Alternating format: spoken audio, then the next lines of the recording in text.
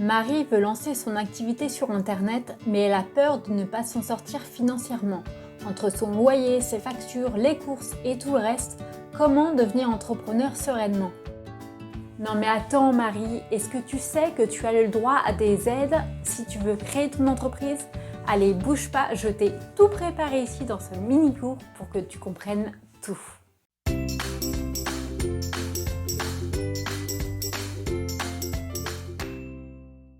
Donc, on va commencer par le sommaire. Alors, quand on lance une entreprise, il y a 3 aides principales. On va dire, il y a l'ACRE, l'AR, l'ARS et ensuite, il y a d'autres aides financières qui peuvent venir éventuellement en complément. Donc, on va commencer par le premier, l'ACRE. Donc, qu'est-ce que c'est? C'est l'aide à la création ou à la reprise d'entreprise et c'est une aide qui est versée par l'URSSAF. Donc, en fait, c'est une exonération partielle et temporaire de cotisation sociale la première année d'activité. Et c'est égal à 50% sur les cotisations sociales jusqu'à la fin du troisième trimestre civil suivant la date d'immatriculation de l'entreprise. Donc, pas de panique si c'est un petit peu flou pour le moment, je te donne un exemple concret après. Donc, à qui ça s'adresse? Alors, ça s'adresse à toutes les entreprises, quelles qu'elles soient. Par contre, pour les auto-entrepreneurs, il y a certaines conditions à remplir et notamment au moins une des conditions suivantes. Donc, je te les lis. Donc, il y a les moins de 30 ans. Il y a les bénéficiaires de l'allocation d'aide au retour à l'emploi, donc l'AR, ou l'allocation de sécurisation professionnelle. Il y a les demandeurs d'emploi non indemnisés inscrits depuis plus de 6 mois pendant les 6 derniers mois.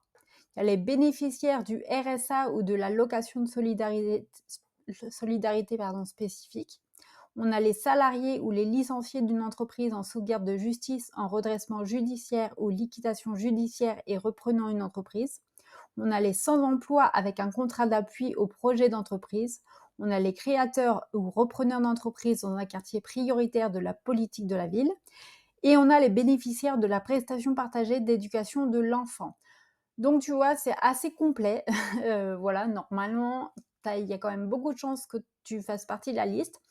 Par contre, je tiens à préciser quand même que pour bénéficier de l'ACRE, il ne faut pas, donc c'est marqué là, il ne faut pas avoir bénéficié de l'ACRE pendant les 3 dernières années qui, ont précédé et il faut être au début de son activité. Par exemple, si tu as lancé ton entreprise il y a mettons, 2 ans et ben, tu ne peux pas redemander l'ACRE et pareil si tu as, bénéficié de l'ACRE parce que tu as monté une entreprise, puis tu l'as fermée et tu veux la réouvrir et ben là, c'est pas possible d'obtenir l'ACRE une deuxième fois. Donc ensuite, au niveau de l'exemple concret, donc imaginons Marie se lance dans le e-commerce et s'enregistre le 3 juin 2023 en tant qu'auto-entrepreneur. Donc pour son premier mois, elle réalise un chiffre d'affaires de 1 000 €. Voilà, c'est dans le meilleur des mondes, on va dire ça comme ça. Alors selon son type d'activité, elle doit normalement payer 12,30% de son chiffre d'affaires en cotisation sociale. Donc après, ça va dépendre, voilà, du type d'activité. Par exemple, pour la prestation de service, par exemple, ça peut être 22. Donc là, pour le coup, elle doit payer 123 € pour son premier mois. Mais avec l'ACRE, le montant de ses cotisations est réduit à 6,20%, soit 62 €. En gros, c'est moitié moins. Voilà, après, tu as toujours des petits pourcentages qui viennent s'ajouter. C'est pour ça que c'est pas exactement la moitié-moitié. Mais en gros, tu as compris le principe. Donc, au niveau de la durée, elle bénéficie de cette exonération partielle jusqu'au 31 mars 2024 et non jusqu'au 3 juin 2024 parce qu'en fait, c'est jusqu'à la fin du troisième trimestre. Pour en profiter au maximum, donc un an complet, elle aurait dû s'enregistrer au début d'un trimestre, donc soit janvier, avril, juillet ou octobre. Voilà. On n'hésite pas à mettre cette vidéo sur pause, hein, voilà, si tu veux bien, t'imprégner, du truc. Donc ensuite, comment en bénéficier? Alors c'est pas une aide qui est automatique pour les micro-entrepreneurs. Pour les autres, oui, mais pas pour les auto-entrepreneurs. Donc c'est la demande qui est, à faire en début d'activité et il y a un formulaire à remplir sur le site de l'URSSAF avec, bien sûr, des justificatifs à donner. Ensuite, on passe à la deuxième aide, c'est l'AR. Alors l'AR, qu'est-ce que c'est? C'est l'allocation d'aide au retour à l'emploi qui est versée par Pôle emploi. Donc en gros, eh ben, c'est le chômage qui continue même après la création de l'entreprise. C'est une aide qui est journalière et qui est versée tous les mois. Donc si tu es, au chômage, ben, voilà, tu sais ce que c'est en gros. Voilà, donc c'est pour qui? Donc c'est tous les bénéficiaires de l'allocation chômage. Alors là, j'ai mis penser à la démission légitime parce qu'effectivement, d'où l'utilité, je dirais, de quitter son boulot intelligemment, bien sûr, pour bénéficier des allocs et ensuite, pouvoir créer son entreprise. Donc bien sûr, hein, pour bénéficier du chômage, tu as la rupture conventionnelle, enfin, tu as, bah, le licenciement, je dirais, enfin le licenciement, bah, après à l'amiable, oui, c'est la même chose, mais, le licenciement, économique, enfin voilà. Après attention, l'abandon de poste ne rentre plus dans cette catégorie et on a la démission légitime. Alors quand tu démissionnes, en théorie, tu n'as pas le droit au chômage, mais il y a certaines conditions, certains cas où tu y as le droit quand même. Donc ça vaut le coup de vérifier, donc je te laisserai le faire, sur le site de Pôle emploi. Ensuite, tu peux également alors petite précision aussi, quand on a un CDI, regarde bien quand même, parce que oui, parfois c'est ça, tu peux quand même bénéficier du chômage. Donc, ouais, je t'invite vraiment à te renseigner de ce côté-là. Donc, alors pour qui c'est intéressant, cette aide? Et ben, ça permet de garantir un revenu minimum chaque mois. Donc par exemple, si l'activité, elle a du mal à décoller au début ou, si tu as peur d'avoir de faibles revenus, et ben, voilà, ça te permet d'avoir une certaine, sérénité financière, avoir un minimum, syndical, on va dire, pour vivre.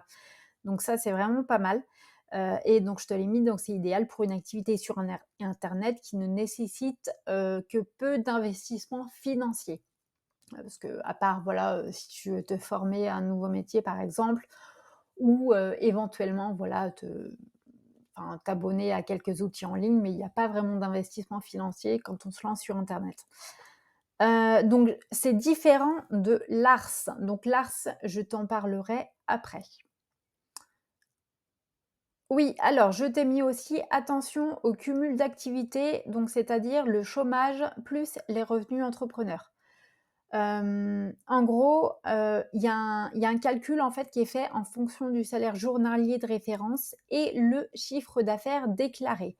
Donc plus tes revenus, en tant que micro-entrepreneur augmentent et plus le montant mensuel, des allocations diminue.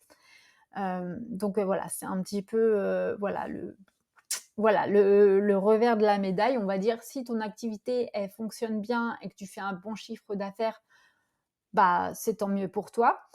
Par contre, effectivement, tu auras moins d'allocations.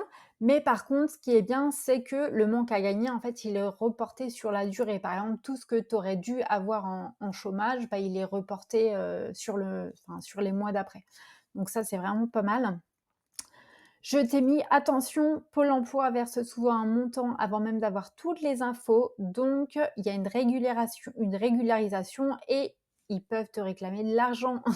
C'est ce qui s'est passé pour moi. En fait, voilà, souvent quand ils n'ont pas en fait toutes les informations au niveau de ton chiffre d'affaires, tout ça, en fait, ils anticipent, ils te donnent de l'argent et à la fin, ils se rendent compte que ils t'ont versé un trop perçu et que, bah, forcément, tu dois rembourser. Donc là, voilà, c'est un petit peu la douche froide, tu vois, pour, te dire: «Ben, moi, je rembourse encore, Pôle emploi actuellement, alors que ça fait un petit moment que j'ai arrêté justement, le chômage». Donc voilà, heureusement, ça peut vraiment s'étaler sur la durée, tant mieux, mais c'est vrai que ça fout un peu les boules de se dire qu'on doit encore rembourser Pôle emploi. Ensuite, il est possible quand même de cumuler 100 chômage et chiffre d'affaires sous condition. Mais par contre, il faut déclarer un chiffre d'affaires avant de quitter son emploi. Voilà, c'est possible. Après, c'est pas forcément la meilleure option, mais c'est possible si vraiment tu veux cumuler, 100 des 2. Comment ils calculent ton chômage? Alors, ça se base justement sur un calcul que je t'ai parlé tout à l'heure et donc c'est le montant de l'ARE ou ARE, je sais jamais comment on dit, moins 70 des revenus de l'auto-entrepreneur correspondant au chiffre d'affaires, moins l'abattement forfaitaire correspondant à ton activité. Alors, je t'embrouille peut-être un peu, je vais te donner l'exemple concret après, t'inquiète pas. Et là, pour le coup, l'abattement forfaitaire, en fait, il correspond à 34 pour les activités libérales, 71 pour les activités commerciales et 50 pour les prestations de services non commerciales. L'exemple, voilà, dont tu as besoin, je pense. Alors, par exemple, donc Pôle emploi a le droit à 900 € de chômage par mois.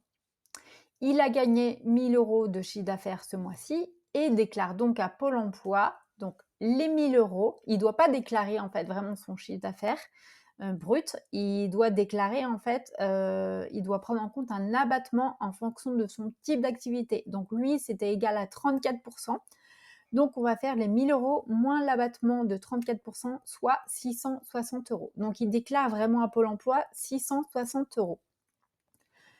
Ensuite, pour le montant, des allocations chômage, il va être donc de 900, donc ses droits, qu'il aurait dû, percevoir s'il il avait aucune activité, moins les 70 de 660, ce qui est égal à 438 €. Donc Paul touchera 438 € de chômage, plus son chiffre d'affaires de 1 000 €. Alors bien sûr, il n'aura pas 1 000 € vraiment de chiffre d'affaires parce qu'il aura, des cotisations URSSAF à payer, bien sûr.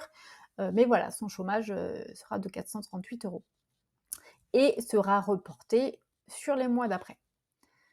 Alors comment en bénéficier? Et ben, pour ça, il faut s'inscrire à Pôle emploi avant la création de l'entreprise. Donc je te conseille de te renseigner directement auprès de ton conseiller parce que lui seul sera à même de, voilà, de te renseigner au mieux, sur, ta situation. Attention, en plus de la déclaration, du chiffre d'affaires à l'URSSAF tous les mois, il faudra aussi que tu continues, de t'actualiser sur Pôle emploi et faire comme si tu étais encore en recherche d'emploi. Oui, je sais, c'est complètement aberrant.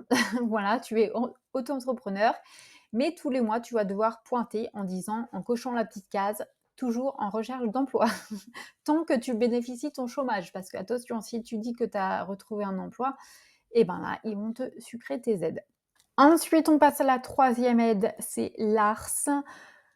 Qu'est-ce que c'est? C'est l'aide à la reprise et à la création d'entreprise. Alors oui, là, tu te dis: «Oh là là, mais c'est quoi? Je m'embrouille».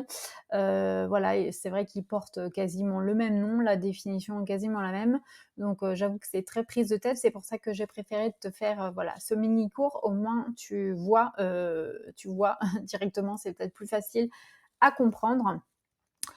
Et donc l'ARS, eh ben, ça permet de recevoir une partie des allocations chômage sous forme de capital au moment de la création d'entreprise et non tous les mois.